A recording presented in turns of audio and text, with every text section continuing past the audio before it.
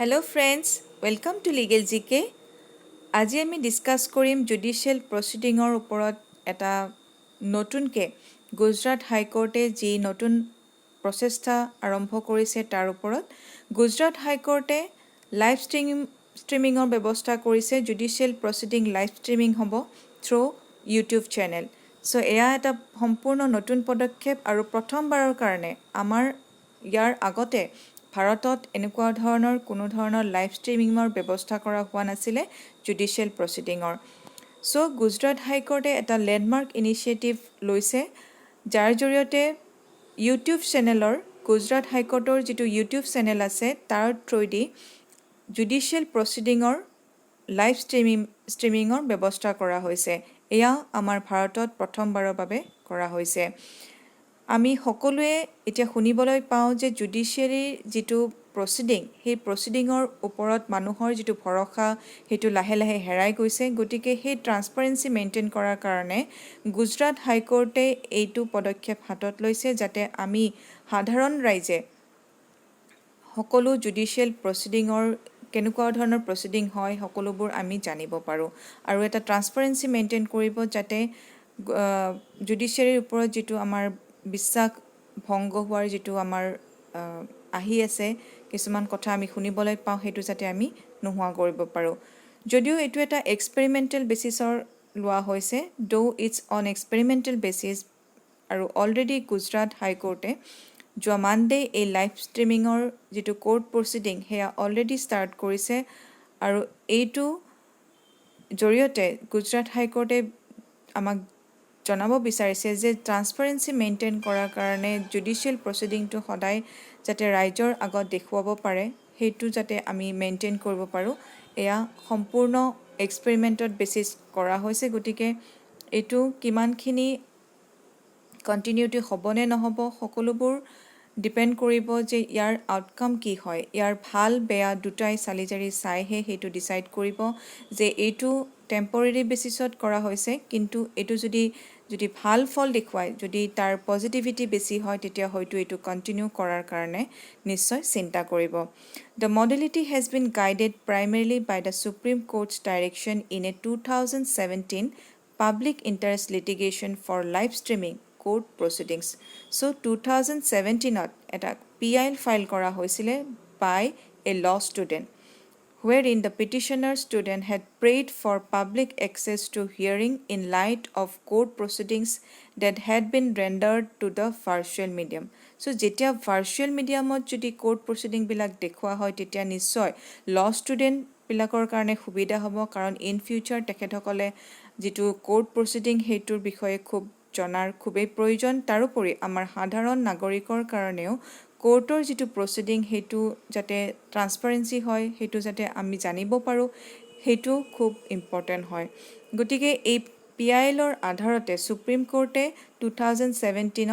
এটা ডাইৰেকশ্যন দিছিলে, যিটো মডেলিটি এট প্ৰেজেণ্ট ভাৰ্চুৱেল মিডিয়ামৰ কাৰণে কৰা হৈছে। আৰু এইটো একচুৱেলি গাইড কৰিব যে কেনেকুৱা ধৰণৰ ভাৰ্চুৱেলিটি আমি মেইনটেইন কৰিব লাগে। The Gujarat High Court has been operating over the virtual medium since March 24. যিহেতু আমি এটা পেণ্ডামিকত ভুগি আছোঁ, এটা মহামাৰী ৰোগৰ কাৰণে আমাৰ গোটেই দেশতে বা গোটেই গ্ল'বেলি আমাৰ যিটো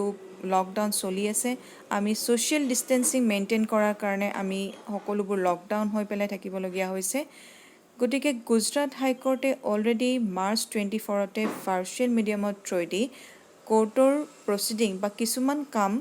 কোৰ্টৰ কিছুমান কাম অলৰেডি ষ্টাৰ্ট কৰিছে গুজৰাট হাইকোৰ্টে। এই ভাৰ্চুৱেল মিডিয়ামৰ কিছুমান মেৰিট আৰু কিছুমান ডিমেৰিটছ আমি দেখিবলৈ পাওঁ। যদি আমি মেৰিটৰ ফালে চাওঁ, তেতিয়াহ'লে আমাৰ যিটো ৰাইট টু এক্সেছ জাষ্টিছ আমাক দিয়া হৈছে under article 21 of the constitution, এই লাইভ ষ্ট্ৰীমিং প্ৰচিডিংছটো হৈছে এটা ৰাইট টু এক্সেছ জাষ্টিছৰ এটা পাৰ্ট। কাৰণ আমি যেতিয়া জাষ্টিছৰ কাৰণে কোৰ্টলৈ যাওঁ, তেতিয়াহ'লে সেই কোৰ্টত একচুৱেলি কেনেকুৱা ধৰণৰ প্ৰচিডিং চলি আছে বা কেনেকুৱা ধৰণৰ ট্ৰান্সপাৰেণ্টি মেইনটেইন কৰা হৈছে নে নাই, সকলোবোৰ জনাৰ আমাৰ অধিকাৰ আছে, আৰু এয়া হৈছে আমাৰ ফাণ্ডামেণ্টেল ৰাইট। গতিকে লাইভ ষ্ট্ৰীমিঙৰ যিটো ব্যৱস্থা কৰা হৈছে কোৰ্ট প্ৰচিডিঙৰো, এইটো এটা আৰ্টিকল 21ৰ এটা পাৰ্ট হিচাপে গণ্য কৰিব পাৰি। তাৰোপৰি ভাৰ্চুৱেল মিডিয়ামৰ থ্ৰুৱেদি যদি জুডিচিয়েল প্ৰচিডিং হয় তেতিয়াহ'লে it definitely helps the litigant to follow the court proceedings কাৰণ court proceedingৰ ক্ষেত্ৰত কেতিয়াবা litigant সকলে যোনে কমপ্লেইন কৰে বা যোনে সেই কেছটোত ইনভলভ হৈ আছে তেখেতসকলে ফলো কৰিব নোৱাৰে কাৰণ বেছিভাগ কাম এডভোকেটজনে কৰে গতিকে যদি ভাৰ্চুৱেলিটি মেইনটেইন কৰা হয় তেতিয়াহ'লে কিছুমান কোৰ্ট প্ৰচিডিং লিটিগেণ্ট সকলে ফলো কৰিব পাৰিব তাৰোপৰি litigant access the performance of the lawyer কাৰণ আমি দেখিবলৈ পাওঁ যে লয়াৰ্ছ কিছুমান সকলোবোৰ নহয় কিছুমান লয়াৰ্ছে কেতিয়াবা বিশ্বাস ভংগ কৰে বা লয়াৰ্ছসকলে কি পাৰফৰ্মেঞ্চ কৰি আছে লয়াৰ্ছসকলে ভালকৈ আৰ্গু কৰিব পাৰিছেনে নাই বা কেনেকুৱা ধৰণৰ প্ৰগ্ৰেছ একচুৱেলি হৈ আছে সকলোবোৰ লিটিগেণ্টসকলে এক্সেছ কৰিব পাৰিব through virtual medium of court proceeding তাৰোপৰি ভাৰ্চুৱেল মিডিয়ামত যদি কোৰ্ট প্ৰচিডিংবিলাক হয় তেতিয়াহ'লে it cut down travel time for litigants কাৰণ আমি দেখিবলৈ পাওঁ বহু ভিতৰৰ জাগাৰ পৰা কিছুমান মানুহ কোৰ্টলৈ থাপলি মেলে ডেট পৰে আকৌ দৌৰি আহিব লাগে গতিকে এই ক্ষেত্ৰত যিটো ট্ৰেভেলিং টাইম আছে বা যিটো এক্সপেন্স তেখেতসকলে বহন কৰিবলগীয়া হয় সেই সকলোবোৰ অলপ হ'লেও কাট ডাউন হ'ব তাৰ পৰা লিটিগেণ্টসকল অলপ হ'লেও ৰিলিফ পাব তাৰোপৰি it brings transparency in judicial proceedings কাৰণ যেতিয়া জুডিচিয়েল প্ৰচিডিংছবিলাক ভাৰ্চুৱেল মিডিয়ামত হ'ব তেতিয়াহ'লে আমি সকলোৱে যিহেতু এই জুডিচিয়েল প্ৰচিডিংছ লক্ষ্য কৰিব পাৰিম গতিকে এটা ট্ৰান্সপাৰেঞ্চি মেইনটেইন হ'ব বুলি আমি আশা কৰিব পাৰোঁ চ' এয়া হৈছে কিছুমান merits of virtual medium of judicial proceeding তাৰোপৰি ইয়াৰ কিছুমান ডিমেৰিটছ আছে কাৰণ যেতিয়া এটা জুডিচিয়েল প্ৰচিডিং অনলাইন আমি সকলোৱে চাব পাৰিম তেতিয়া নিশ্চয় আমাৰ যিটো ৰাইট টু প্ৰাইভেচি আছে এয়া হয়তো ভাইলেট হোৱাৰ সম্ভাৱনা নহয় কিছুমান ক্ষেত্ৰত আমাৰ যিটো প্ৰপাৰ্টি ৰিলেটেড কেছ আছে বা আমাৰ যিটো ৰেপ কেছবিলাক ডিল কৰে কোৰ্টে এই সকলোবিলাক একচুৱেলি আমাৰ ইন কোৰ্ট হয় এট প্ৰেজেণ্টো আমাৰ এইবিলাক ইন কোৰ্ট হয় কেতিয়াবা গতিকে এই ক্ষেত্ৰত মই ভাবোঁ যে ৰাইট টু প্ৰাইভেচি যিটো আমাৰ ফাণ্ডামেণ্টেল ৰাইট হয় এইটো কোনোবাখিনিত আমাৰ ভাইলেট হোৱাৰ খুব সম্ভাৱনা আছে তাৰোপৰি যেতিয়া এটা কোৰ্ট প্ৰচিডিং অনলাইন আমি চাব পাৰোঁ বা যেতিয়া ইউটিউব বা ছ'চিয়েল মিডিয়াৰ থ্ৰুৱেদি এইটো লাইভ ষ্ট্ৰীমিং হ'ব তেতিয়া ইয়াৰ ছিকিউৰিটিৰ ক্ষেত্ৰত আমি কিছুমান অসুবিধা নিশ্চয় আহি পৰিব কাৰণ এনেকুৱা ধৰণৰ প্ৰচিডিংবিলাক হয়তো কিছুমান ক্ষেত্ৰত আমাৰ ছিকিউৰিটি মেইনটেইন কৰিবলগীয়া হয় চ' যেতিয়া ইউটিউব চেনেল এটাৰ থ্ৰুৱেদি যদি এইটো স্প্ৰেড হয় তেতিয়া হয়তো লেক অফ ছিকিউৰিটি আহি যাব পাৰে তাৰোপৰি third party may use for commercial purposes আমি ইউটিউব চেনেল এটা আমি যেতিয়া চাওঁ তেতিয়া কিছুমান কমাৰ্চিয়েল এড আমি দেখিবলৈ পাওঁ গতিকে এই কমাৰ্চিয়েল এড প্ৰয়োগ কৰাৰ ক্ষেত্ৰত হয়তো থাৰ্ড পাৰ্টিয়ে মিছইউজ কৰিব পাৰে এনেকুৱা ধৰণৰ জুডিচিয়েল প্ৰচিডিঙৰ ক্ষেত্ৰত তাৰোপৰি আমাৰ প্ৰেজেণ্ট যিজন চিফ জাষ্টিচ অফ ইণ্ডিয়া আছে তেখেতেও আমাক জনাইছে যে court live streaming could be এবিউজড